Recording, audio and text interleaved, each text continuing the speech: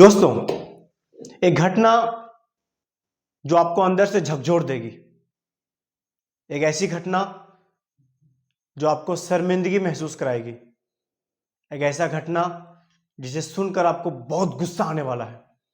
जी हां, मैं बात कर रहा हूं स्पेन से आए हुए एक जोड़े की। एक युवक और एक युवती, यानी एक आदमी और एक उसकी धर्मपत्नी, जो स्पेन के रहने वाले हैं। वो स्पेन से भारत का नाम सुनकर कि भारत एक अच्छा देश है, वहाँ के लोग अच्छे हैं, वहाँ का कल्चर अच्छा है, वहाँ का खाना रहना अच्छा है, वहाँ जगह अच्छे अच्छे हैं जो देखने लायक जगह है, तो भारतीयों का व्यवहार जो स्पेन में रहते होंगे या वो जिस तरह से वो भारत को जानते होंगे, भारतीयों के व्यवहार से आकर्षित होकर वो भारत आए। और भारत आने के बाद वो झारखंड आए। और आपको एक खास बात बताऊं कि वो झारखंड से पहले, यानी भारत इंटर होने से पहले, पाकिस्तान गए, बांग्लादेश गए और बांग्लादेश से झारखंड आए। और झारखंड में वो हुआ जो उन्होंने सोचा नहीं था, वो हुआ जो शायद नहीं होना चाहिए था, वो हुआ जिसके होने से पूरे राज्य को, पूरे देश को, पूरी दुनिया में बदनामी हुई। मैं बात कर रहा हूं उस हैवानियत की। झारखंड में एक जगह है दुमका।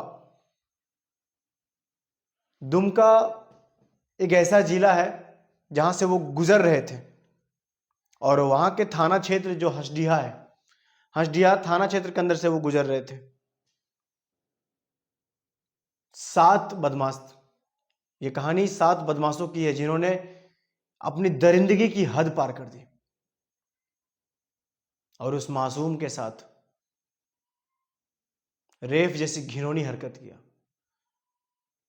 वो मासूम बताती है कि किस तरह से मुझे वो लोग जबरदस्ती पकड़े और खींचकर झाड़ियों की तरफ ले जाने लगे।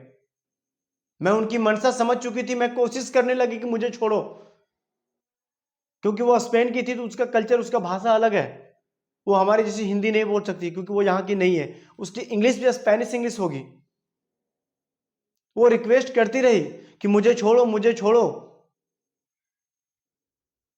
पर चाकुओं के नोक में जालिमों ने चाकू की नोक पर चाकू रख दिया। अगर तुमने मेरी बात नहीं मानी तो चाकू घुसा देंगे।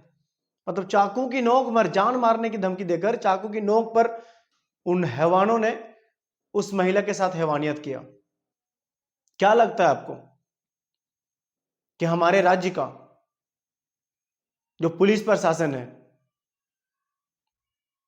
उन लोगों का, अभी तक उन्होंने 3 लोगों को पकड़ा है और वो तीनों बात कर रहे हैं, बता रहे हैं कि और उनमें कौन कौन सम्मिलित थे, कौन कौन इस घटना को अंजाम देने में शामिल थे। तो हैवानों की लिस्ट में अभी 3 लोग हैं जो पकड़ाए हैं और पुलिस छानबीन कर रही है बाकी 4 लोगों की। ये वो 4 लोग जो इन तीनों के साथ में मिलकर हैवानियत किए। सोचिए हमारा देश कहां जा रहा है, हमारा राज्य कहां जा रहा है। मैं सरकार से निवेदन करूंगा कि ऐसे हैवानों के साथ बिल्कुल भी हमदर्दी ना बरता जाए। वो किसी भी धर्म, किसी भी जाति, किसी भी समुदाय से आते हो, क्यों ना वो किसी मंत्री के बेटा हो, लेकिन इनके प्रति संवेदनशीलता नहीं अपनाया जाए। कठोर से कठोर सजा दिया जाए, उनको पकड़ो और कठोर से कठोर सजा दो, ताकि हैवानियत करने वाले लोग जो हमारे समाज में हैं, ऐसा तो नहीं सिर्फ ये 7 लोग हैवान हैं हमारे समाज में, हमारे समाज में, हमारे अगल बगल में बहुत ऐसे लोग फिरते हैं जिनको आप असली चेहरा नहीं जानते हो, ताकि वो लोग खौफ खा सके ऐसे सजा देखकर इन लोगों का, और आने वाले वक्त में इस तरह की घटनाएं ना घटे। हमारे जो मेहमान होते हैं बाहर देश से जो आते हैं, वो हमारे देश में आए तो सम्मान पूर्वक आए और सम्मान पूर्वक जाए, हमारे देश की छवि बरकरार रहे और बेहतर हो, ना कि ऐसा कि हमारे देश की छवि खराब किया जाए, किसी की जिंदगी खराब की जाए। सोचिए उस मासूम पर हम बात कर रहे हैं तो हमें इतना गुस्सा आ रहा है, इतनी तकलीफ हो रही है, तो उस मासूम पर क्या गुजरती होगी जिसके साथ ये घटना हुआ। समाज में ऐसे लोगों को चिन्हित कीजिए और इन्हें समाज से बायकॉट कीजिए, ताकि दोबारा इस तरह की जो घटना है वो किसी महिला के साथ नहीं हो, वो किसी मेहमान के साथ ना हो। सोचिए पूरी दुनिया में हमारे देश का नाम है, लोग बहुत सम्मान देते हैं। मैं कुछ दिन पूर्व सऊदी अरब में था, वहां लोगों ने मुझे बहुत सम्मान दिया, बहुत प्यार दिया।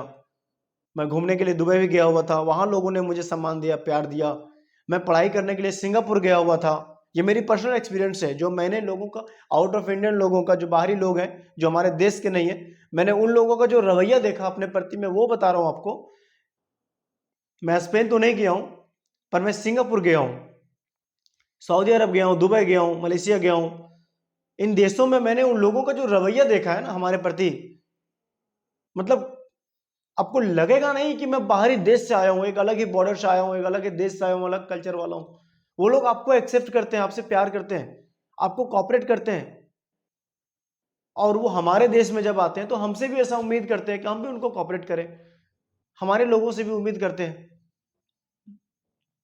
सोचिए, एक औरत अपने पति के साथ देश घूमने के लिए आई। अरे सबसे शर्मनाक बात बताऊं कि पाकिस्तान जैसे देश से वो गुजर गई, बांग्लादेश जैसे देश से वो गुजर गई, वहां से सुरक्षित गुजर गई।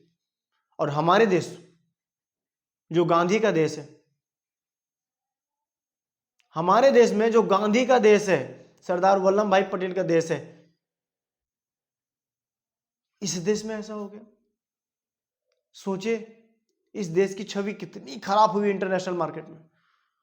जो लोगों ने सुना होगा इस बात को, सोचो उनके दिल पर क्या गुजरी होगी, क्या सोचते होंगे हम भारतीयों के बारे में।